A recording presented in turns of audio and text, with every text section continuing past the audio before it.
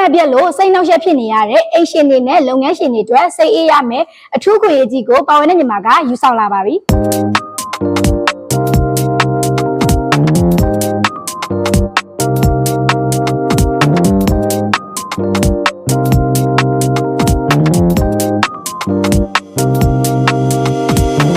ဈေးနှုန်းသက်သာပြီးအသုံးဝင်တဲ့ Solar Carry ရဲ့ 555 kW inverter နဲ့ February 1.2 post 102AA ဘက်တီတွဲလေးကတော့တာမန်အိမ်သုံးပစ္စည်းတွေအတွက်အသင့်တော်ဆုံးဖြစ်ပါတယ်နော်စွမ်းဆောင်ရည်အမြင့်ဆုံးနဲ့အိမ်သုံးလုပ်ငန်းသုံးနှမျိုးလုံးအတွက်အဆင်ပြေတဲ့ Solar Carry ရဲ့ 10 kW inverter နဲ့ February 1.2 post 102AA ဘက်တီတွဲလေးကတော့ power သုံးစွဲမှုများတဲ့အိမ်တွေရုံးတွေနဲ့အသေးစားလုပ်ငန်းလုပ်ကိုင်သူတွေအတွက်အကောင်းဆုံးရွေးချယ်မှုတစ်ခုဖြစ်ပါတယ်နော်ခိုင်မာမှုရှိပြီးရေရှည်အတွက်စိတ်ချရတဲ့ Gauss Power ရဲ့ 6 kW inverter နဲ့ February 1.2 post 330AA ဘက်တီတွဲလေးကတော့စွမ်းဆောင်ရည်နဲ့စိတ်ချရတဲ့စနစ်ကိုမှလိုချင်နေဆိုရင်ဒီတွဲလေးကိုရွေးချယ်ဝယ်ယူနိုင်ပါတယ်နော်